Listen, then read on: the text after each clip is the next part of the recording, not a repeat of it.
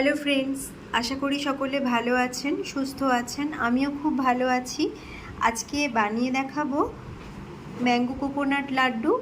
খেতে এটা খুবই সুস্বাদু হয়।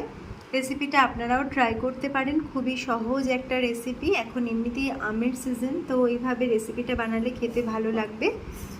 দেখে ভালো লাগলে অবশ্যই লাইক শেয়ার করবেন আর কমেন্ট করে জানাতে ভুলবেন না আপনাদের কেমন লাগলো। আর অবশ্যই চ্যানেলটিকে সাবস্ক্রাইব করে পাশে থাকবেন, পাশে থাকা বেল আইকনটি ক্লিক করে নেবেন। এখন বানিয়ে দেখাচ্ছি ম্যাঙ্গো কোকোনাট লাড্ডু রেসিপি। নারকেল আর আম দিয়ে লাড্ডু বানানোর জন্য এখানে নিয়েছি একটা নারকেল কুড়ো, মিহি করে কুড়িয়ে নিয়েছি হাফ কাপ চিনি, ওজনে 50 গ্রাম আছে। মিল্ক পাউডার নিয়েছি 3 টেবিল চামচ। এখানে শুকনো নারকেল গুঁড়ো করে রেখেছিলাম, সেটা নিয়েছি হাফ কাপ। আর একটা আমকে, বড় সাইজের আম, এভাবে টুকরো করে কেটে নিয়েছি। তো প্রথমেই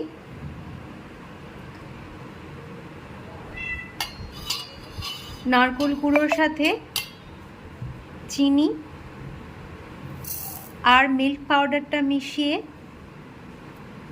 শুকনো অবস্থায় ব্লেন্ড করে নিতে হবে। আর এটা ব্লেন্ড করা হয়ে গেলে আমটাকেও আমি এরপরে ব্লেন্ড করে নেব। এখন গ্যাস অন করে ওভেনে কড়াই বসিয়ে নিয়েছি। এখানে আমের পাল্পটা রেডি করে নিয়েছি। আমের পাল্পটা দিয়ে দিচ্ছি।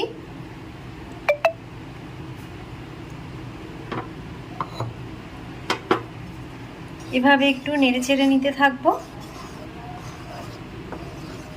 এখন আমটাকে ভালো করে নেড়েচেড়ে নিয়েছি। এবার আমি ব্লেন্ড করা নারকেলটা দিয়ে দিচ্ছি। চিনি আর মিল্ক পাউডারের সাথে নারকেলটাকে ভালো করে ব্লেন্ড করে নেওয়ার পর এখন আমের সাথে এইভাবে একটু মিশিয়ে শুকনো শুকনো করে নিতে হবে। একটানা অনবরত নেড়েচেড়ে নিয়ে এটাকে একদম শুকনো শুকনো করে নিয়েছি। এখন গ্যাসটা অফ করে একটু ঠান্ডা করে নেওয়ার পর নাড়ুগুলো পাকিয়ে নিতে হবে। এখন ডোটাকে ঠান্ডা করে নেওয়ার পর এখানে শুকনো নারকেলের গুঁড়োটাকে এভাবে থালার মধ্যে ছড়িয়ে নিলাম।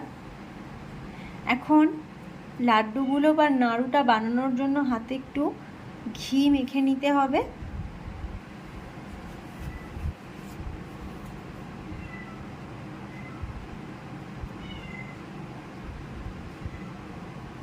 এবার নাড়ুগুলো বানিয়ে নেব।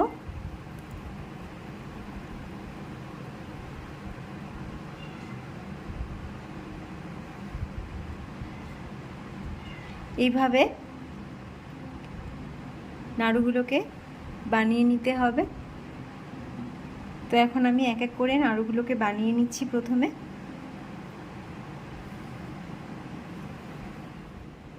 এখন একদম রেডি হয়ে গেছে ম্যাঙ্গো কোকোনাট লাড্ডু রেসিপি। আপনারাও ট্রাই করতে পারেন রেসিপিটা।